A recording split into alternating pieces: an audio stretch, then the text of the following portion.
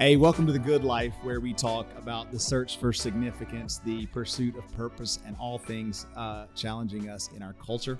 I'm your host, Carl Nichols, and I'm here with my twinsy today, Daniel Foster.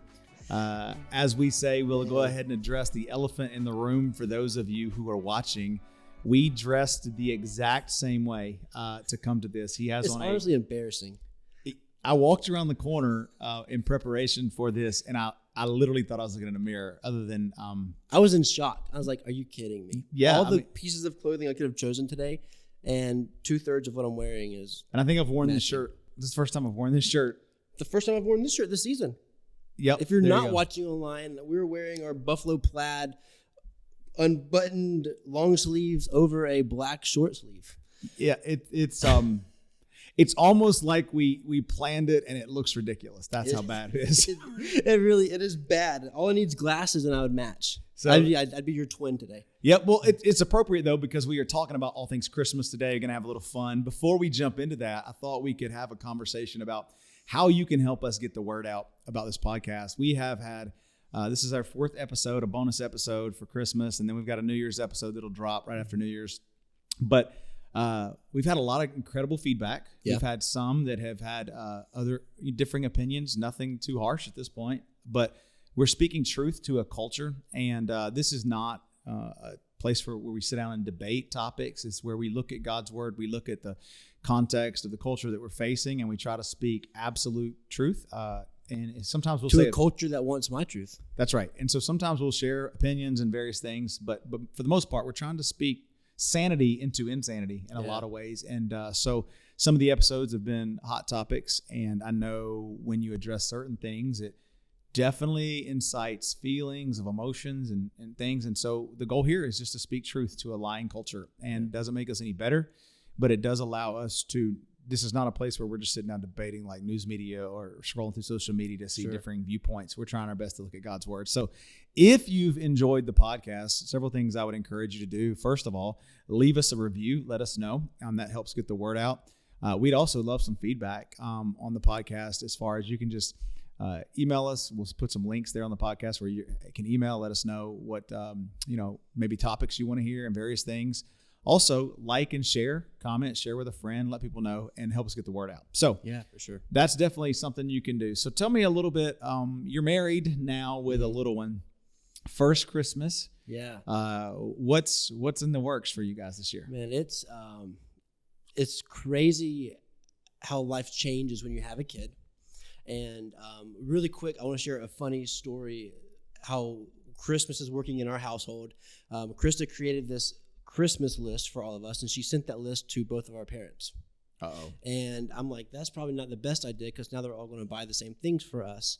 And the other day, I'm like, you know what? I'm knocking out Christmas. I went ahead and ordered everything off our Christmas list, and it showed up to the house. And if you follow me on social media, you saw that Amazon delivered the package, and like the box literally states what's inside. So no surprise for her. It was a upholstery cleaner. And she's like, oh, wow, thanks a lot, blah, blah, blah. And then I posted it on Facebook, and her mom texted me and said, hey, just letting you know that your mom actually already bought that for Krista. And so I told Krista, I was like, okay, so remember that list and that terrible idea we had talked about? Well, now it just got me, because I just ordered your entire Christmas, and now I need to return it all because it's already been bought. You got to have a separate list. Well, she says, that's why we made separate lists, Daniel.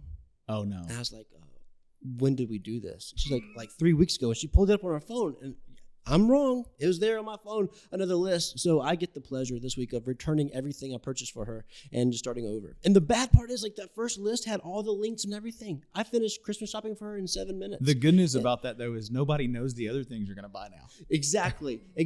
But this list has no links. It's like shoes. I'm like, well, what kind of shoes? It says brown shoes for work. And I said, what? I need pictures. I need some direction. And she's like, I sent you an Instagram story 3 weeks ago. And I said, those were Nikes. Those were not even... I'm in over my head, and I haven't even started for Hadley yet. So. The hardest part about this, if you're buying for your wife, this is why we're terrible gift givers. We try so hard, but it never seems to go as planned. I was so proud of how early I'd finished Christmas shopping for my wife. And So what about Hadley? First time with her? I haven't even started. I think Krista's already got stuff picked out. I know our parents are just, they've already spoiled her, and she hadn't received the gifts yet. So here's a word of advice to young parents out there. As you go into Christmas season, by the time you're listening to this, it may be too late, and we'll talk about this in our next episode for take New notes Year's. for next Christmas. Yeah, take notes for next Christmas. But like, stop buying all kind of crap for your kids. Stop buying all kind of crap for other people's kids. You don't like half of them anyway. And And grow the clothes in 2 months. yeah, like they don't, just stop it and be more disciplined with your money. We'll talk about that next week. But like, I'm just telling you, man, there are very few people we buy for. Again, we'll pick up on budgeting and various conversations for the new year. But yeah, just like, they don't know, they don't remember. Love them, take them on a trip, make a memory, do something fun. But just stop buying all kinds of stuff that you're going to put on Facebook Marketplace to sell next year to the. That's true. So, well, here's what I thought we could do. Christmas is one of those times where people celebrate all kinds of things. And we jokingly say, or I should say, we say it cliche-ish, remember the reason for the season. And that kind of stuff is. That spoke a lot. Yeah, it spoke a lot to you. I'm sure it did. And so, but I think, we celebrate a lot of things. We don't always remember why we celebrate. And even in our celebration, sometimes we get caught up in, cultural lies and or funny stuff. And so I thought we could have a little fun. We talked about doing Christmas movies on this episode, but I'm not a very big movie buff, so I had to go watch a bunch of movies. Yeah. So, but Christmas carols or Christmas songs. So you're like a Christmas Carol buff then? No, I'm not really, but I do know more of those. Okay. And so I was just thinking about how many bad Christmas songs or Christmas carols there are out there. And then we'll end with this. We'll end with just 3 that I have kind of on a list that are just horrible theologically. Okay. Meaning, like, we're talking about God, we're talking about Jesus, we're talking about all these things, or should be at the very least, and we're really undermining the very thing we're talking about. So I know you made a list of some things. So tell me. Do we want to work our way up to the worst one? Like, let's start like 3, sure. 2, 1. Let's save the best for last. Save the best for last. Keep you in suspense. You want to go first? Or you want me to go first? No, you go first. I'm gonna I'll piggyback off of you. It's not a Christmas carol. It is a song, and this may be a hot take, and we may get some hate mail for this. I saw Mommy Kissing Santa Claus. Man, it's just a creepy song. Like, I understand the sentiment, I believe, but like, man, if your kids listen to that, it's like, what's Mom doing? Like, I was gonna say, Santa? we all know that Daddy is supposedly Santa Claus, but it's still a little weird. It's like, as a child. Oh, Mom's kissing Santa. What about Dad? Because a child doesn't. They don't know. I mean, it's just, to me, it's creepy, and it's not. Maybe you're listening right now. You're watching. You're like, unless you're my Santa. Favorite. Unless you're Santa, then you probably that's your number one hit. It's on repeat. Yep, there you go. So, I wrote down several as well, but I want to hear what do you got? What's your next one? Last Christmas, I gave you my heart. You know, the very next day, you gave it away. This year, to save me from tears, I'm going to give it to someone special. Like, I already hate the song because when I was younger, like going into Old Navy, they'd have this would be the only Christmas song playing. So it was already, no doubt. It's already annoying. But if you actually listen to the words, it's like, last year I gave you my heart. The very next day you gave it away. So this year I'm giving it to someone special. Like, was the person last year not special? As if holidays aren't depressing enough for a lot of people. I know. Like, you're just giving your heart out to like the first stranger that walks up. Yep. Like, here you go. You can have all of me. Like, that's definitely not in the holiday cheer. And then you go ahead.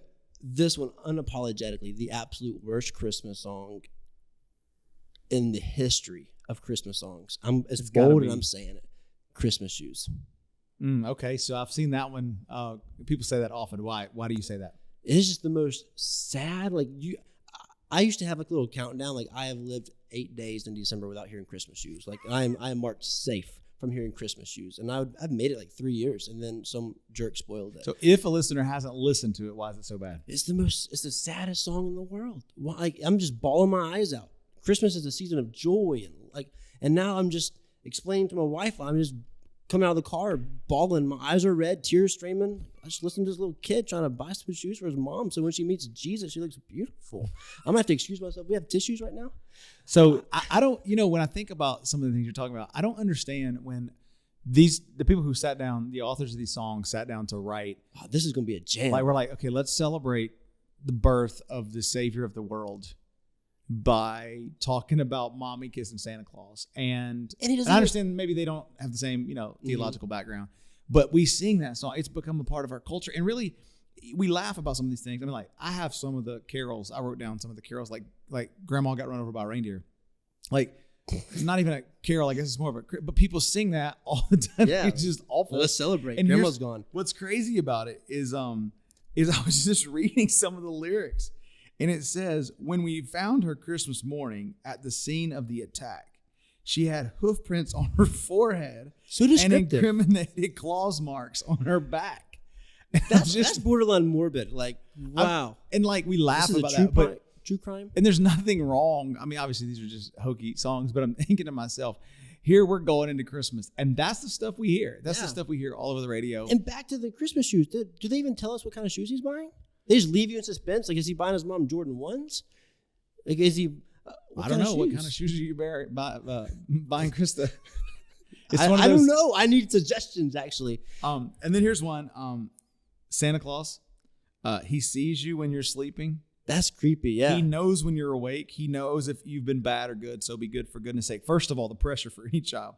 You better watch out. You better not pout. You better not cry. I'm telling you why. Santa Claus is coming to town. That's one that I think. So wait, have we entered your top 3 worst? No, songs? these are just ones. These are just ones you thought of. Okay. And then there's a particular song. I'm trying to find what I put here in my notes. It's the let me see if I can find the one I wrote down. Where did I put that one? I got a whole list here. There's one. There's a lot of basically bad Christmas songs. Which one is it where she's a gold digger basically? She's is it by Kanye West? No, I'm looking for I can't remember. I wrote here it is. If we can't get to it, we can get to the ones that really matter here. This really matters. This does matter. What is the name of the song? Gold digger. I don't. No, it doesn't say gold digger, but that's basically what she is. She's a gold digger. And so I can't remember. If I think of it, we'll reference it in the next episode. Yeah. So I'm looking for it here. Santa taking money. We got all these different things about Santa and various things, and then I wish I could find it. I put it in my notes, and now I can't find it. So we'll go ahead the ones that I think stick out the most. Shame. It is a shame. So what is on your Christmas like top 3 favorite playlists? Do you have any? Like, do you have any? Favorite? I don't really enjoy Christmas music. I know that is a hot take in and of itself. I don't really enjoy it. Yep. I'll probably listen to it like the week of Christmas, but I don't really have a playlist. I'm not a huge Christmas. No, I'm not either. I think part of it is it starts at about October or November 5th, November 6th, and then it goes until Christmas or New Year's really. So I'm not a huge Christmas fan of music either. But think about this. A couple 3 just some theological songs that I think stand out to me as we think about the birth of Jesus, as we think about what we really should be celebrating. Away in a Manger. When you think about Away in a Manger, you think about this baby who came, and the Bible says Jesus was fully God, yet fully man. Mm-hmm. We almost undermine his deity in that song. We undermine his deity by talking a lot about no crying he makes, almost like, he's a perfect kid. He's this perfect kid. Horrible theology. I imagine Jesus cried. I imagine Jesus cried like any other. I mean, have you ever seen any baby not cry? I mean, no. If he's fully human. Well, we know he ran away when he was like 12. So right. He's hungry. He's tired. He's hot. Mm-hmm. There's various reasons. And so we undermine the deity sometimes of Jesus in those songs. I think one of the first Christmas songs I learned as a kid, Away in a Manger. Yeah. That shaped my theology. Yep. Here's another one. Here's the second one. If we're talking about 3. Mary, Did You Know? Oh my gosh. I don't know how that one didn't make my list. I hate that song. So, Mary, did you know that your baby boy, I don't even remember all the words, would be the son of David? Mary, did you know? All of these like prophetic words. The answer to the question is yes, Mary knew. Mary knew. She was pregnant as a virgin. She knew. And we sing as if these are these powerful songs. Mm-hmm. And as if somehow, some way, the birth of Jesus was, yes, it was supernatural, but it was not this mystical thing that happened. This woman was a virgin. She was engaged to be married, betrothed to be married to her husband. There was all the emotions of this engagement that ultimately caused shame on Joseph, embarrassment. Like, what's going on? She says she's a virgin. You're right, Joseph. And so all of this like supernatural things, and then we Mary, Did You Know? And it's a powerful song, emotionally it stirs stuff, but it's theologically just kind of whack. Yeah. And so, and then the third one, this is going to really tick some of our listeners off. The Little Drummer Boy. Really? That's like a staple at Christmas at Real Life. I can't tell you how many people, listen, nobody likes the song. Everybody likes the drums. But the whole conversation I think when I first heard that, I almost thought, man, this is like, man, imagine playing drums in front of a baby who doesn't cry. Let's just throw him away in a manger there. Like, can you imagine?